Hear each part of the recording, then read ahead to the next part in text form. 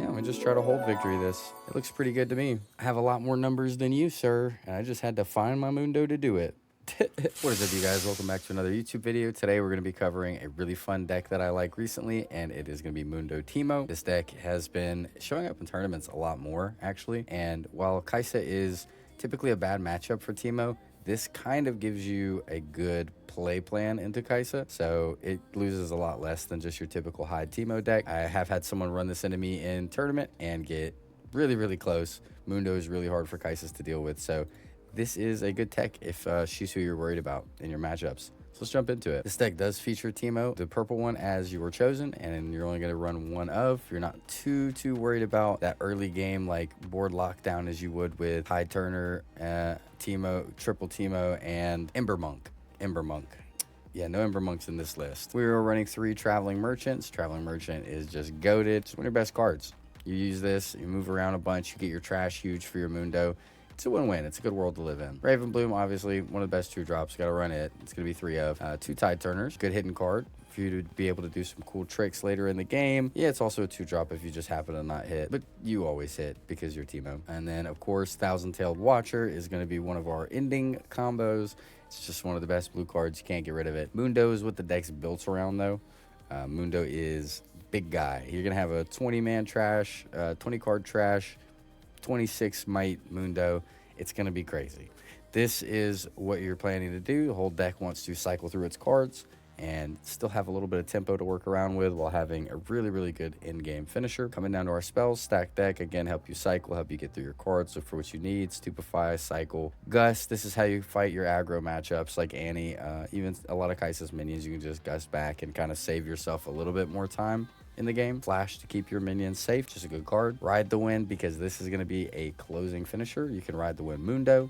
Thousand-Tailed Watcher, get your double conquer that way. It's a good card. Also, you can score on your opponent's turns, as a lot of good Annie players do. So yeah, can't count this out. Convergent is where we got some really cool tech in, because Mundo is going to be so big, and our small units want to be big too. So we Convergent Mutation and make a Ravenbloom student a 20. If it's Mundo, even on Watcher, like doing it Convergent a Tide Turner up to a Watcher size can be a very good play. So yeah, you cannot count this card out in the Mundo Teemo build. It's crazy. Guerrilla Warfare, because we do run a lot of hiddens, mostly for cycle. Consult the Past and Sprite Call to help with our board state, stuff like that. You can return them and then use them again, brother. That's what you gotta like to do. Fight or Flight, it's necessary in purple decks. It just helps you push back their win conditions. Sometimes save your own unit. A lot of different scenarios this is useful. Run it. Invert Timelines, I do like it. It's a give or take. It depends on what matchup you're fighting. Something like Annie, who's like chunking most of her hand, is gonna love like the free refuel, but things like Kai'Sa, even on a slower game, or Aurora and stuff, they're gonna hate when you play this card. So this is great. And plus, it again helps you with your win condition, which is get more in trash, find Mundo. Sprite Call, like I said, this will help you with your battlefields. Hiding this here can sometimes flip it if they're just not considering it. It also counts as a spell for your Ravenbloom, so it can make her go up to a 3 and put 6 on a battlefield. Not too bad. Again, it's another just hidden that you can put in your trash later. And then Consult the Past, again, another cycle. It'll help you cycle through your deck. Get more stuff in your trash, get more stuff in your hand. You win. Scrap Heap, because you can do a lot of discarding in this deck. Another card, just, again, cycle through, get through your stuff fast. For battlefields, we're rocking Zwan Warrens. It's really great for any Mundo build. It's going to make your trash pile huge and your Mundo mighty happy. Aspirant's Climb, because you are actually more of a slower kind of build. You want to like develop into your Mundo and then just close out and win from that. So sometimes you need Aspirant's Climb to just not lose in those fast matchups before you can get a big trash. Streaming Tree is great with any purple deck because you just make use of it so well. You can target your own people, move, jump around, flash, and all draw from it. It's hard to beat. And then, of course, you know, Classic Legends. Beautiful skin. We do run 6 and 6 on Chaos in Mind. And for our sideboard, it is just an extra flash, an extra mutation, 2 rebukes for my bigger fight matchups where I want to put stuff to hand, 2 fading memories in case I fight Set or even Aurora. This is a really good card into, and 2 mind splitters, because this is great into Kai'Sa and great into a lot of things. This is just a good card. But yeah, that's the deck list. So let's hop into some games, and I'll show you guys how it plays. Oh, it's versus a Master E. This should be fun. This should be fun indeed. We'll open Zwan. We both rolled a 5. Interesting. And then we rolled a 13, baby. Let's go. And a 10. All right, let's take a peek. We got an opener, I guess. Yee, this FOF could definitely come in handy. I almost think the Sprite Calls will too. I'll bottom one Sprite Call though. Alrighty, we're ready to get going. Play this little Teemo guy out for right now. We'll play the Tide Turner actually. We'll play the Tide Turner on pass. I'd rather just hide the Teemo, I guess, into this. Next turn we get like Sprite Call, hide Teemo. This looks like it's gonna be Aurora, so we'll just try to play like the speed game, if that makes sense. To me, it's looking like we go in here. I'll discard probably just the Gust here because we'll never use it. And then I'd like to go 3, Sprite Call. This is gonna make us a little Sprite token. And I wanna move in here, get that point, and then I can tap 1, hide this guy here. I don't care about being sneaky about it. He can know it's Teemo. I don't care. All right, now we'll flip Teemo. This gets trashed, and we'll hold into 4. And then we'll go 1 for stack deck. Probably going to grab the stack deck here. Do another stack deck. The Watcher is actually not bad to see right now. Yeah, we'll Watcher and then bottom the 2 rides. I'm actually not too mad about that. We'll play the Merchant and just leave up Flash to save our guys. Yep, we get a Roar out. I think we're sort of okay into this. Okay, Volibear, that's great. We'll go to 6. Probably need to pull both back here and then just FOF the Volibear off of the point when he tries to walk up. I think that'll probably be our best game plan. Might end up chunking this Flash. Just keep that Volibear kind of out of our range here. I think we go to 8 and then let's see what he hits. Yep, that's fine. Because that puts that at 5. So we can score to 8. But then we have to pray he just doesn't bloom. It doesn't sound good. I'm probably going to chunk his hand here this next turn though, I think. Ooh, that's not bad though, is it?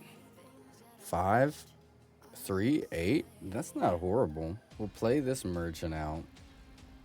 Damn, but I don't want to lose the Watcher is the only problem. I guess I could just play him dry here and attempt to do some trading. 1, 2, 3, 4, 5. I guess I would have to like dry Watcher and play those 3 out. Okay, yeah, let's do it. 4, 5, 6, 7.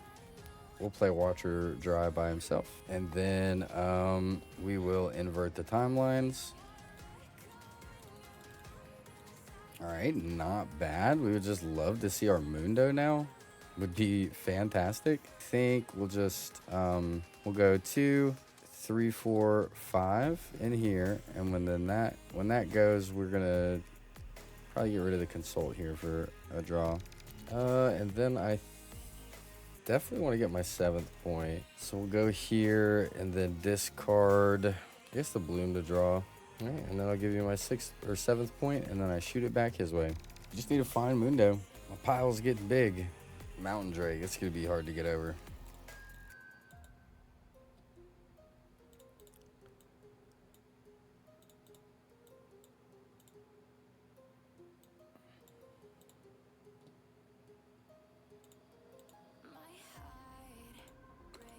Dude, still haven't found our Mundos. It's crazy. Bottom 15 cards of the deck? You're joking. Bottom 12 because I mulliganed 2. It's unfortunate. We needed Mundo like 6 years ago.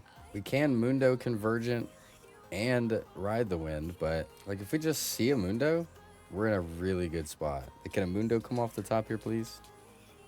Thank you, Jesus. Mundo, who is at 17 plus 13, 23. And then we can Convergent Mutations here on top of our Raven Bloom. All right, he'll defy it. I still think we're good though. I just Ride the Wind here, I think.